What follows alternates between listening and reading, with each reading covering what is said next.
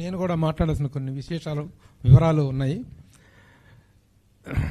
మనకి అందరికీ తెలుసు, మనందరం we are having a longest journey with these two gentlemen. గత వాళ్ళ తొలి చిత్రాల దగ్గర నుంచి కూడా మనందరం కలిసి ప్రయాణం చేసిన వాళ్ళు. ఇన్ని సినిమాలు చేసినా ఒక జర్నలిస్ట్గా మాత్రమే నాకు అనుబంధం ఉంది తప్ప I never in the board of S V Krishna Reddy garu as PRO. ఇది first time S V Krishna Reddy garu, Atchi Reddy గారి కాంబినేషన్లో నేను పిఆర్ఓ చేయటం. అది ఎందుకు జరిగింది అంటే దానికి వాళ్ళ యొక్క ఆలోచన విధానం ఎంత సున్నితంగా, ఎంత అద్భుతంగా, ఎంత మానవీయంగా ఉంటుందంటానికి ఒక చిన్న ఉదాహరణ చెప్తాను. నా ఇంట్లో జరిగిన విషాదం మీ అందరికీ తెలిసిందే. ఇలాంటి సమయంలో ప్రభు గారికి మనం కొంచెం మోరల్ సపోర్ట్గా, నైతికంగా ఉండి ఆయన్ని ఎంగేజ్ చేయాలి, ఆయనతోటి మనం ఒక చిన్న తనకి సూతనింగ్ ఇవ్వాలి అనేటువంటి ఒక చిన్న హ్యూమన్ యాంగిల్లో వాళ్ళు ఆలోచించడం అనేటువంటిది వాళ్ళ మంచి మనసుకి నిదర్శనం. ఒకరోజు మార్నింగ్ అచ్చిరెడ్డి గారు ఫోన్ చేశారు, ఒకసారి రాగలరా మీరు ఆఫీస్కి. వెళ్తే ఆఫీస్లో కూర్చున్నాను, మాట్లాడుతున్నాము. ఇట్లా డైరెక్టర్ గారు కొత్త సినిమా చేస్తున్నారు ప్రభు గారు, మీరు పిఆర్ఓ చేయాలి దీనికి అని చెప్పేసి అచ్చిరెడ్డి గారు అన్నారు. అయ్యో దానికి సార్ తప్పకుండా చేద్దాం సార్ అని చెప్తే ఆ రోజున కూర్చోబెట్టి మొత్తం ముందు ఆయన డిసిప్లిన్స్ కూడా ఎలా ఉంటాయి చూడండి. పిఆర్ఓగా మీరు మొత్తం కథ వినాలి అని చెప్పి మొత్తం కూర్చోబెట్టి సినిమా స్టోరీ మొత్తం నాకు first frame to last frame కథ వినిపించారు కృష్ణారెడ్డి గారు.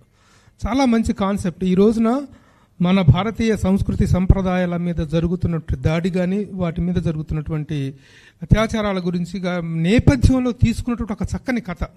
ఆ కథాంశాన్ని పూర్తిగా స్థాయిలో మనం వివరించడం కరెక్ట్ కాదు. అలాంటి ఒక అద్భుతమైన కథను తీసుకొని వేదా వ్యాస్ అనేటువంటి తండ్రి కొడుకుల యొక్క ఒక తపనని, ఒక ప్రయాణాన్ని, ఒక ప్రస్థానాన్ని చక్కగా రూపొందించినటువంటి కథాంశం ఇది అచ్చిరెడ్డి గారు.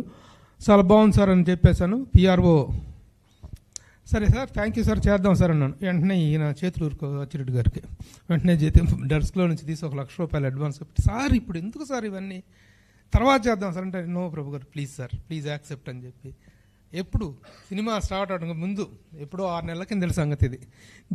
ఈ రిలేషన్స్, వీళ్ళు ఈ ప్రేమ నేను నా ఒక్కడికే పంచారని కాదు, మీ అందరికీ మనందరికీ కూడా పంచినటువంటి వండర్ఫుల్ పీపుల్. ఇలాంటి మంచి వ్యక్తులు ఉన్నటువంటి ఇండస్ట్రీ, సినిమా ఇండస్ట్రీ మీద రకరకాల అపోహలు, ఏవో అభిప్రాయాలు, ఇక్కడ రకరకాల వ్యసనాలకి, వ్యామోహాలకి బానిసలు అవుతుంటారు అనుకుంటారు. కానీ ఇలాంటి వ్యక్తుల వల్ల సినిమా ఇండస్ట్రీ యొక్క గౌరవం ఇనుముడిస్తుంది, గౌరవం పెరుగుతుంది, ప్రతిష్ట పెరుగుతుంది. Such a wonderful people. ఈ యూనిట్లో ఈ రోజున పిఆర్ఓగా చేయటాన్ని, నేను ఎన్నో 100 సినిమాలకు పిఆర్ఓ చేశాను. నేను పిఆర్ఓ చేయని స్టార్ లేరు, నేను పిఆర్ఓ చేయని ఇది లేదు. ఒక 100 పైన నేను అప్పట్లో పిఆర్ఓగా చేశాను. కానీ బికాస్ ఆఫ్ సమ్ రీజన్స్ నేను డ్రాప్ అయ్యాను. ఈ రోజున I'm not a continuous professional PRO. Only ఇలా నా మీద అభిమానంతో ఎవరైనా చేయమంటే చేయటం తప్ప I'm not a competitive PRO. అందువల్ల కానీ ఇది ఈ సందర్భంలో ఇలా జరిగిందని చెప్పడం కోసం చెప్తున్నాను. How beautiful people they are. వాళ్ళు ఇంట్రడ్యూస్ చేస్తున్నారు. ఇక కొరియన్ హీరోయిన్, ఏదో పిఆర్ఓన్ కాబట్టి నాకు చూపించాలి కాబట్టి ఆ కొరియన్ హీరోయిన్ది ఒక సాంగ్ చూపించారు నాకు, హీరోయిన్ చేసిన సాంగ్. అసలు రబ్బర్ బొమ్మన్నట్టుంది అసలు ఆ పిల్ల చూస్తుంటే.